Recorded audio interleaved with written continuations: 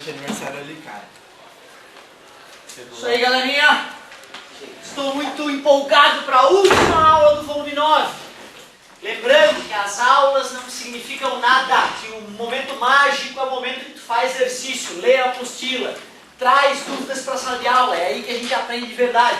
Essa aula clássica aqui, normal, né, arcaica, é só para ler a apostila para o cara que não tem tempo, ou para o cara que tem muita dificuldade de interpretação de texto, né? Ou o cara que nunca tentou vencer essa inércia que existe quando a gente pega um texto de uma matéria que a gente não manja ainda e vai tentar digerir aquilo, né?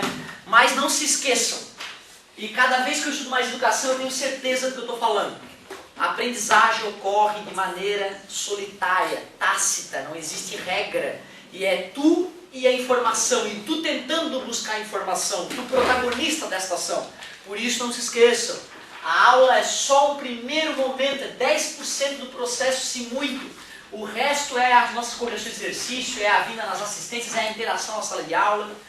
Volto a lembrar, todo santo dia eu tenho olhado a galera de manhã, toda vez que eu vejo um cara ou no celular, ou conversando com alguém no começo da manhã, eu já dou ponto negativo. Tem gente que vai ficar com -5 em participação, claro que é 0, né? Não posso dar uma nota negativa pro cara, mas fiquem ligados, eu tô todo dia, hoje também, tá? Lá na coisa, um cochicho vindo da galera lá do terceirão, eu ficava olhando, lá mexendo no celular, ponto negativo, certo? Então, porque a participação de vocês é muito importante, tá beleza? É importante que o pai também olhe a participação e veja, olha o que meu filho é para as outras pessoas aqui. Se é 0, porque o teu filho, putz, tem um comportamento deplorável, né, em relação à socialização no colégio, em relação ao comportamento de sala de aula, a postura, a atenção, a não sonolência, etc. e tal.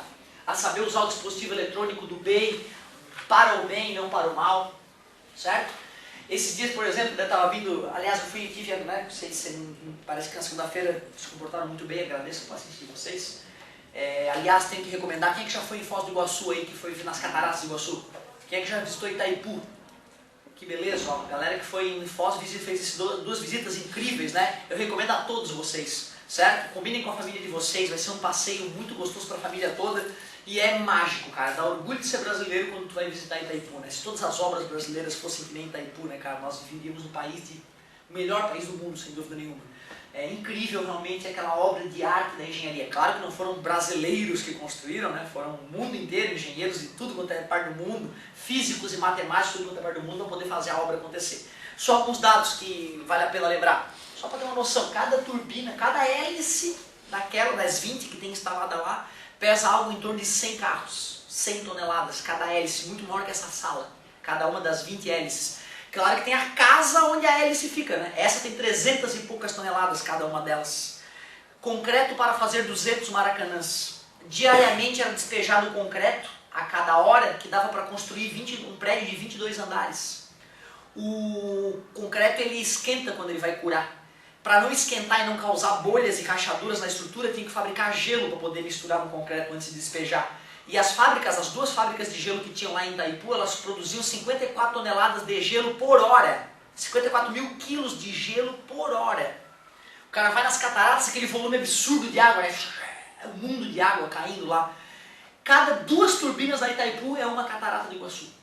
Então é uma coisa realmente assustadora. Ela produz 17% de energia para o país todo. Nosso país é um país continental, é também de um continente. Só ela abastece 17% do país. O Paraguai, que é um paísinho pequenininho, ele tem direito a 50% da energia que ela produz. Ele só usa 9%, que abastece o país todo. Ele vende para o Brasil a preço de banana os outros 41% que ele produz. Certo? Só para ter uma noçãozinha do que é essa obra de arte de engenharia, né? Então vale a pena tu ir lá fazer essa visita. Muito bacana. Outra coisa que eu quero ver se eu consigo fazer aí, se me sobrar um tempinho, eu vi ontem uma entrevista no Jô, minha namorada falou, pô, teve um filósofo que foi no Jô, eu vi o começo da entrevista dele, fiquei encantado, então deixa eu lá ver. O Jô é um programa que volta e meia tem entrevistas muito boas. Cara, e o cara deu uma aula de filosofia didática, assim, sabe, pra vida do cara, que, pô, tu tem que assistir aquele vídeo. Eu vou conversar com o professor de história, né, vocês têm filosofia e sociologia? Não, mas eu sou professor de história, ver se ele arruma esse tempinho, se ele não arrumar, eu vou arrumar, porque é um vídeo que tu tens que ver, acredito que vai amadurecer muito, além de rir muito, o cara é muito engraçado, o cara é uma figura, esse professor de filosofia. Vale a pena assistir esse videozinho aí, eu quero ver se eu trago ele pra vocês. São algumas coisas que eu queria falar antes de começar a última aula do efeito Doppler. Cara, muito legal a maneira como o efeito Doppler foi descoberto. O cara é músico, imagina, o cara é músico, manja tudo de tons e sons, e é um músico tão fera que aprendeu a distinguir as notas musicais mesmo sem o seu instrumento musical. É o chamado ouvido absoluto. É o cara que escuta um som e fala, isso é dó. Ele nem precisou do diapasão para comparar e dizer que era dó, lá ou ré. O cara olha, ó, ré, olha que interessante. Ó, é como alguém olha uma cor preto, azul, vermelho. O cara que tem ouvido absoluto, ele escuta um som e fala, ó, é ré. Ele já sabe, é automático. Tem ouvido absoluto adquirido, o cara treinou e ficou com ouvido absoluto, e tem ouvido absoluto inato, que ele nasceu com aquela característica. Desde criancinha ele já reconhece sons e já percebeu, esse som é bem parecido com aquele outro que eu escutei. É uma coisa meio automática. Deixa eu ver que interessante. A maioria das pessoas, mesmo depois de estudar música, muito, ela ainda precisa de um diapasão, de um instrumento para poder comparar os sons, né? E poder dizer qual é a nota musical. Então tu imagina, na época em que, por exemplo, nos Estados Unidos o pessoal estava começando a ir de trens para baixo e para cima para fazer seus espetáculos nas diferentes cidades, né? Um músico sentado na estação de trem esperando o trem passar, e o trem passa apitando, porque não parou naquela estação por algum motivo. E na hora que o trem passou apitando na frente de um músico com ouvido absoluto, ele imediatamente percebeu que o tom do apito na chegada do trem era diferente do tom do apito na saída do trem. Então foi a primeira vez que a galera percebeu, que estranho isso, por que isso está acontecendo? Aí cutuca alguém, amigo, já percebeu isso? E aí vai cutuca outro, e a galera começa a realmente, cara, tem que alguma coisa estranha aqui, temos que estudar esse fenômeno. Vamos chamar físicos para estudar o fenômeno. E a primeira confirmação do efeito Doppler que houve foi feita, adivinha onde? Numa estação de trem. Convidaram músicos de ouvido absoluto, de ouvido relativo, cabeças de bagre, todos. Botaram numa plataforma, alguns tiveram que trazer os seus instrumentos para poder comparar, né? O apito do trem passando com um instrumento sendo tocado, para poder comparar o som antes e depois e verificar de fato que o tom mudava. Só que na nossa discussão sobre acústica, nós vimos que o tom do som é, na verdade, a altura, que tem a ver com a som alto. Altíssimo. Altíssimo esse som. Um som super baixo. Baixíssimo esse som, né? Provocativamente eu fiz o som alto com baixa intensidade e o som baixo com maior intensidade, para que tu aprenda a distinguir na tua cabeça a intensidade, que seria o volume, a energia que esse som dissipa, e a frequência é a altura. Então o trem passou apitando, e os músicos compararam com seus instrumentos e perceberam, realmente, está confirmado. Dependendo da velocidade com que a fonte sonora está em relação aos observadores, a frequência do som percebido pelo observador vai ser diferente da frequência do som emitido pela fonte sonora. É isso aí, então agora temos que começar a falar. O observador é o escutador, na verdade, né, galera? Já que é um fenômeno acústico, né? É o cara que vai escutar o som. E fonte sonora é da onde está vindo esse barulho, só isso. Eles começaram a investigar que o trem pode estar parado. Se a galera que está escutando se mexe, dá o mesmo efeito. Ou seja, não é o movimento da fonte em si que está causando o efeito Doppler, que é como é conhecido este fenômeno de mudança de frequência para o observador. Obrigado. Tu já deve ter escutado isso várias vezes. Qualquer carro que passa por ti tem efeito Doppler. Né? Você está parado numa pista mais rápida. Certo? A ambulância. Certo? Efeito Doppler. Beleza? Como é que nós vamos calcular esse efeito Doppler? Na verdade é o seguinte, a fórmula para calcular o efeito Doppler ela é bem simples de entender. Frequência... Pode ser, poderia ser, mas é do observador ou observada, certo? Frequência da fonte, certo? Eu vou chamar só de O e F, frequência da fonte. Para saber como que a frequência vai mudar, a gente tem que saber a velocidade do som, a velocidade do som naquele meio onde está se propagando. E também precisamos saber a velocidade e a velocidade da fonte. A dedução da fórmula ela não é trivial, ela não é assim tão simplesinha, mas a utilização dela é muito simples. Dessas várias variáveis aí, tu tem que ficar faltando apenas uma, porque senão não dá para resolver o problema. Tem que ficar faltando apenas uma. Via de regra, o cara dá a frequência da fonte, fornece a velocidade do som, fornece as velocidades do observador e da fonte e te pergunta a frequência percebida, a frequência observada. Claro que eu posso falar tudo isso e perguntar o VS. Eu posso falar tudo e perguntar o VO. Eu posso falar tudo e perguntar o VF. Claro, tem todas essas possibilidades e tu já te ensinei, né? Tens que sempre olhar uma fórmula da física, já começar a preparar na tua cabeça quais perguntas ele pode te fazer. Olha bem para a fórmula. O que é mais perigoso será nela? A escolha do mais ou do menos. É a única coisa que eu tenho que te ensinar de verdade na hora de fazer conta. A única coisa que eu preciso te ensinar na hora de fazer conta é saber decidir entre o mais e o menos. Quando o meu professor falou a regra, era cheio de regra, ele fez 4 desenhos no quadro mostrando todas as possibilidades, eu achei aquilo louco e pensei, puta, tô ferrado, essa parte eu não vou conseguir. Só que aí depois eu usei um pouco de bom senso matemático para perceber que aquele decoreba que ele quis me colocar na cabeça era lixo, era nojento e ridículo. Que era só saber um pouquinho de matemática básica e ter uma gota de bom senso na minha cabeça que o mais e o menos viria com toda tranquilidade. É isso que eu vou querer fazer contigo. Eu vou querer que tu raciocine para descobrir o mais ou menos com zero decoreba. Um pouco de dia a dia, um pouco de bom senso, zero decoreba.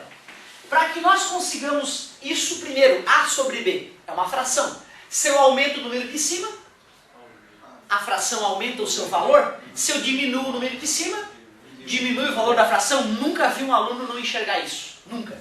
Porém, se eu aumento o número de baixo, diminui a fração. Se eu diminuo o número de baixo, aumenta a fração. Todo dia, muitas pessoas se confundem com isso. Mesmo pessoas que têm matemática básica boa, na hora do vamos ver, ela termina as bases e não enxerga esta obviedade a respeito das frações.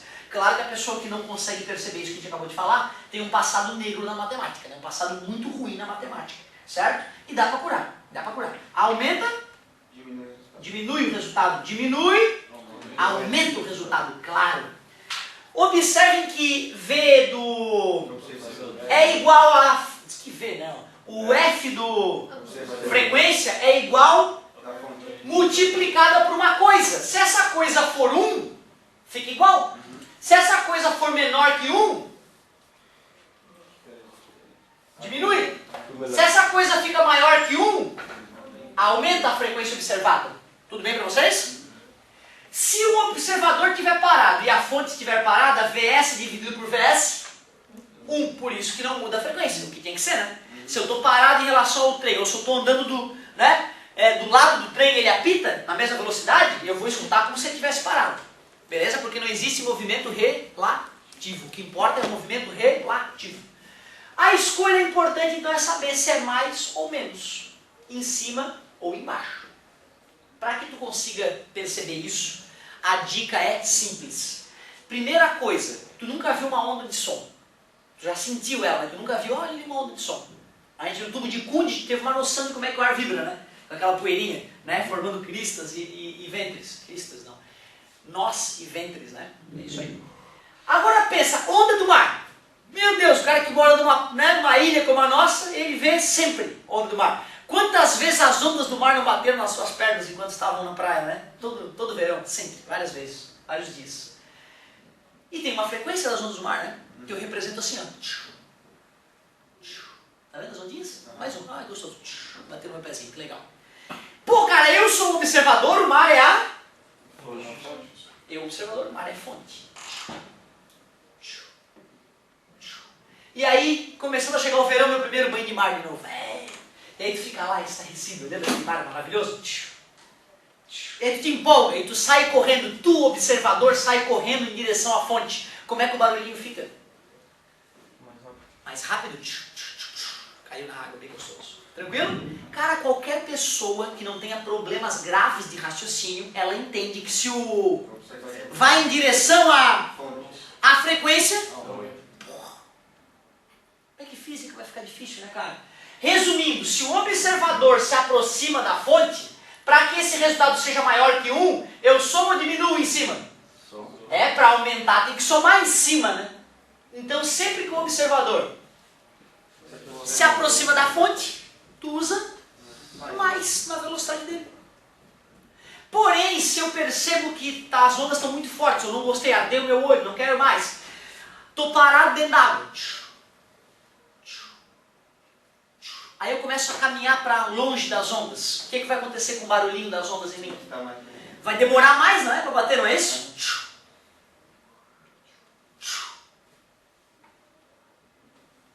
Antes era. Então nós sabemos que quando está assim,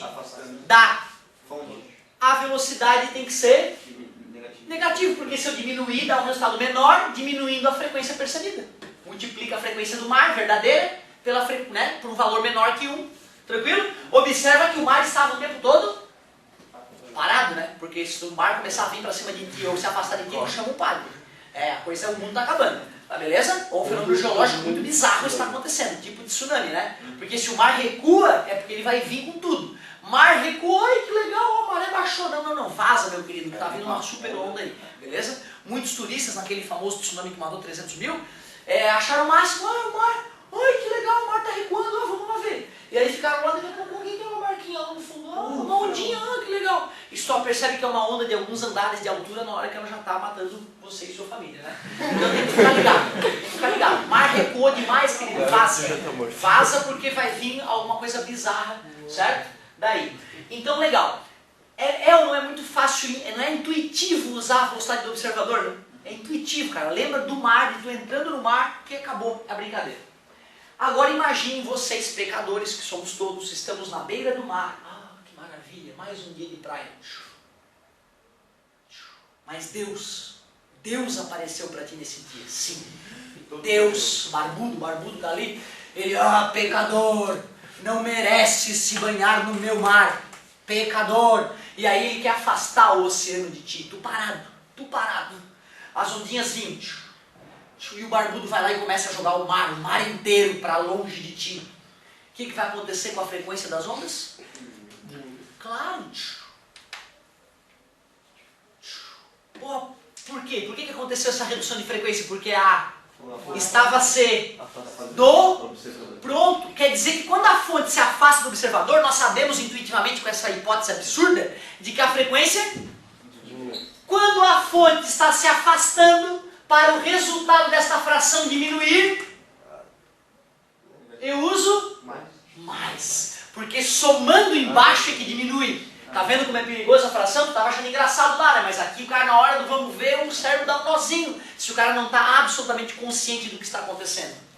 Mas Deus, percebendo ainda que as ondas batiam no teu pé, ele pensou, o pecador não merece tocar nas minhas águas. Em vez de abrir o mar, que nem Moisés, ele falou, pega querido, e começou a jogar o mar para cima de ti. Nessa hora, o que vai acontecer com a frequência das ondas? Eu imaginava, né, que Deus ia aparecer na aula de física para te ensinar efeito Doppler, né, mas apareceu. E aí fica, morreu, beleza? Claro que esse Deus cruel era só um pedaço da Bíblia, depois Deus baixou a bola e ficou mais queridinho. Certo? Porque tem uma parte da Bíblia, né? Eu fiquei chocado quando eu fiquei sabendo que Deus manda uns ursos comer umas criancinhas porque ela riu da careca do homem. Aí tu me olha de trás que é rir da minha careca? Ri da minha careca, que Deus vai mandar ursos te devorar. Gente boa esse Deus, né, cara? O mais legal é que teoricamente é o mesmo Deus que depois perdoa as pessoas. Tem uma parte que Deus manda o cara deitar da merda, né? De um lado e do outro. Dormir vários dias no cocô, porque ele também é um pecador. Olha que Deus, gente boa é esse. Mas depois ele perdoa. Depois ele começa a perdoar. Para de matar as criancinhas inocentes e perdoa. Muito legal esse Deus. Bem lógico. Agora mais e menos aqui, ó. Mais e menos ficou claro, né? Certo? Só que aí o que é o seguinte, cara, não adianta tu decorar. Observador se aproximando, aumenta a frequência mais. Observador se afastando, diminui a frequência menos. Fonte se aproximando, aumenta a frequência menos porque está embaixo. Fonte se afastando, diminui a frequência mais porque está embaixo. Resumindo, aproximação aumenta a frequência. Afastamento diminui a frequência. Certo? Se é em cima para aumentar é mais, para diminuir é menos. Se é embaixo é o contrário, para aumentar é menos, para diminuir. Só isso. Cuidado. Qual é a minha dica para não errar? Porque tem 4 possibilidades, concordam comigo? Mais e mais, menos e menos, mais e menos ou menos e mais. Para não te confundir, não analise o movimento da fonte e do ao mesmo tempo. Primeiro analise o movimento da fonte. O movimento dela é na tentativa de se aproximar ou de se afastar do observador? Para. Agora o observador, o movimento dele é na tentativa de se aproximar ou de se afastar. Por que eu estou dizendo isso? Observe uma situação como essa. Ó.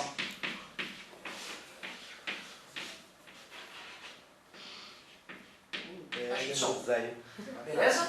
O design clássico, ok. Caixa de som, observador, beleza? Observa que se o carro está para lá a 100 km por hora e a pessoa está ali a 20 km por hora, eles estão o quê? Se afastando ou se aproximando? Se afastando, aí o cara pode pensar afastamento e vai pensar nos sinais. Errou. Já está errado. O movimento da fonte é na tentativa de... Para o movimento da fonte que tenta se afastar, a frequência tende... Mar fugindo de ti, né? Pensa no mar fugindo de ti que tu nunca vai... Tende a diminuir. Para diminuir com a velocidade da fonte, mais para ela. Apesar de estar se afastando, o movimento do observador é na tentativa, por isso que o movimento dele tende a aumentar a frequência, porque ele quer se aproximar, e para isso eu uso, tá vendo? Então não é se está se afastando ou está se aproximando, é se o movimento é na direção da fonte ou para longe da fonte, tá beleza? Cuidado com isso. E aí, claro, né, eu vou fazer alguns exercícios para vocês, vou fazer um exemplozinho do efeito Doppler. Mas o importante é isso, saber usar o sinal e saber o que é efeito Doppler. Resumindo, o que é efeito Doppler? É a mudança da frequência observada em relação à frequência devido ao movimento relativo. Só isso, desculpa a demora, querido. Tá, se o observador ficar parado, então o V lá de cima só vai ser o velocidade de som? É só o do som. Parabéns, garoto. Aí é zero. Se a fonte e o observador estão parados, tasca zero, lá fica o mais gostoso de fazer. Aí não precisa nem pensar no mais ou no menos. É isso aí. Aliás, ó, já que nós chegamos até esse ponto, não custa a gente analisar rapidamente aquilo que o meu professor me ensinou. Na verdade, né, ele poderia ter... Deixa eu botar umas rodinhas para isso aqui. Ó, na verdade, ele poderia ter primeiro me explicado a maneira lógica, né, e depois ter perguntado, ó, vamos ver se vocês entenderam. Mas não, ele primeiro mostrou a decoreba e aí em casa eu é que uniu as ideias lá para poder criar uma decoreba. Deus só apareceu depois, óbvio, né, nas aulas, é que eu enfiei Deus no meio para fazer a galera pensar nessa situação tão bizarra. Agora o seguinte, ó. Tem essa situação, né? Concorda comigo?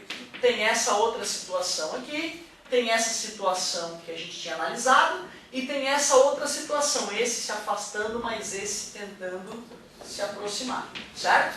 E aí, galerinha, nesse caso, como é que ficariam os sinais? Se aproxima, tende a aumentar, VO vai ficar com mais. Negativo embaixo.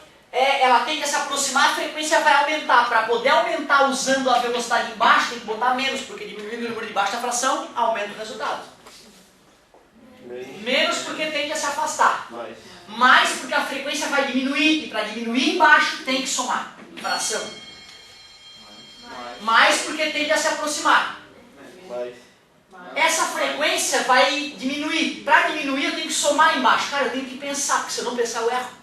Eu mesmo, há mais de 10 anos fazendo isso, desde o terceirão, eu criei esse raciocínio para mim não me perder nos exercícios de Doppler, mas eu tenho que pensar, tenho que fazer com muita consciência.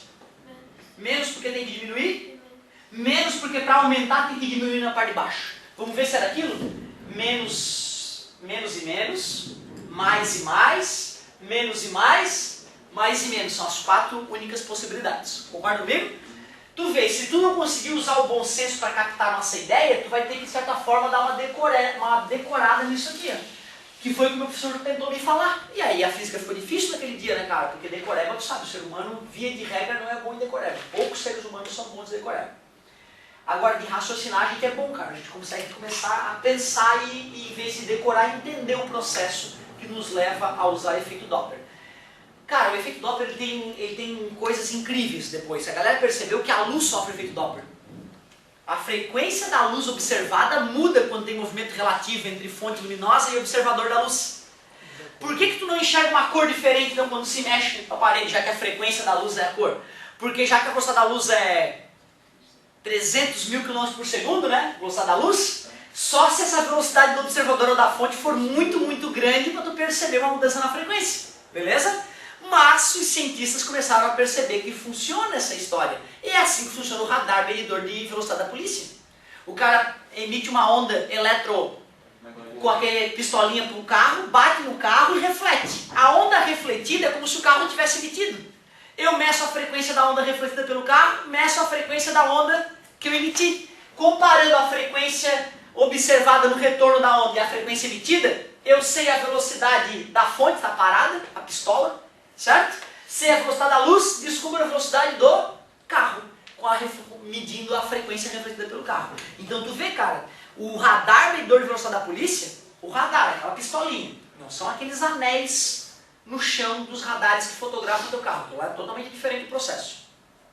Aquelas marcas pretas que tem no chão é um anel de fio enrolado ali. Quando o carro passa por aquele anel, muda o campo magnético gerado pela corrente elétrica. Lembra que a corrente elétrica gera campo magnético? Expira solenoide. Então é uma solenoide. É um solenoide, analfabeto.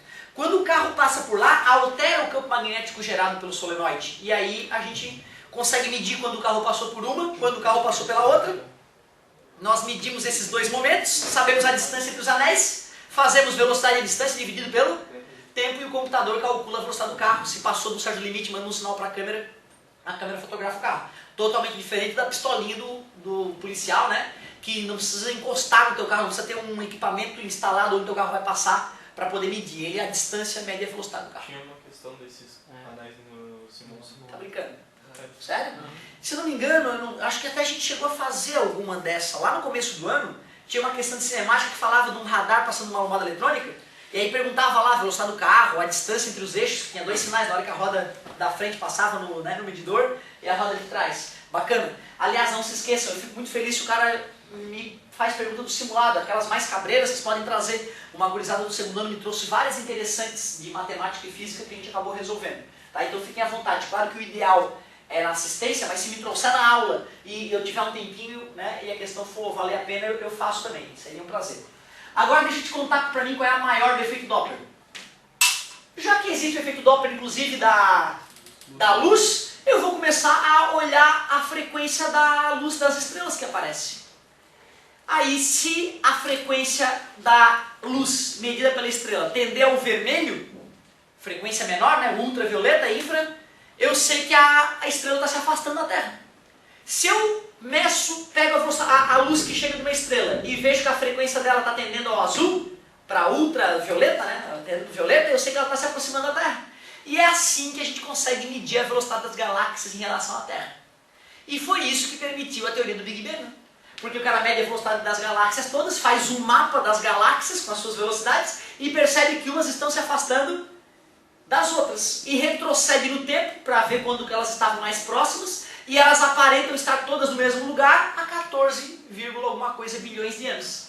E o mais legal, cara, é que outros dados vindo de outras pesquisas que não tem nada a ver com o efeito Doppler confirmam que a idade do universo tem uns 14 bilhões de anos. E é por isso que hoje a teoria do Big Bang e a idade do universo é algo tão forte para os físicos, né? Porque vários experimentos diferentes levam a dados congruentes, dados que são similares. Então que bacana, devido ao efeito Doppler da luz é que nós sabemos a velocidade das estrelas e portanto das galáxias à nossa volta. E é através desse efeito Doppler que nós podemos medir então a velocidade das galáxias e mapear onde elas estavam bilhões de anos antes. E por isso que a gente tem a teoria do Big Bang tão forte. Então não é um delírio, né? É algo que foi medido, que foi calculado de diversas maneiras diferentes. Então é a explicação mais razoável que nós temos hoje em dia para a origem do universo. Agora, aquela aula de filosofia que nós vamos assistir de alguma forma, em algum momento, ela também é muito bacana, aquela parte. Ele faz umas perguntas, no começo da entrevista ele fala, por exemplo, a filosofia, ela trata de termos que todos podem pensar. Por exemplo, por que existe alguma coisa no lugar do nada? Por que existe? Por que existem as coisas em vez de não existir nada? Né? Por que é a existência, né? E aí o João fala, mas me parece que os filósofos são meio tristes às vezes. É porque na hora que a gente filosofa muito, a gente chega à conclusão de que a vida não faz sentido. E a gente quer um sentido para a vida, né? Tem que ter um porquê para as coisas, né? E às vezes o filósofo ele parece um pouco triste porque realmente parece que a vida não tem sentido nenhum. É só um amontoado de moléculas que vão se organizando, e aí se organizaram de tamanha forma que geram sensações, geram emoções, né? E nós, seres humanos, somos os únicos seres humanos que podemos decidir uma alteração no nosso destino, né? Os outros bichos, ele fala de pombos, macacos e samambaias, por exemplo, não podem optar, né? Por exemplo, vou mudar a história da minha vida. Pô, mudei a posição da apostila, né? Consegui mudar a minha realidade, porque eu penso sobre isso, né? Porém, os filósofos realmente concluem, depois de pensar muito, que a vida não faz o menor sentido. Que não tem um sentido, a vida, o sentido para a vida.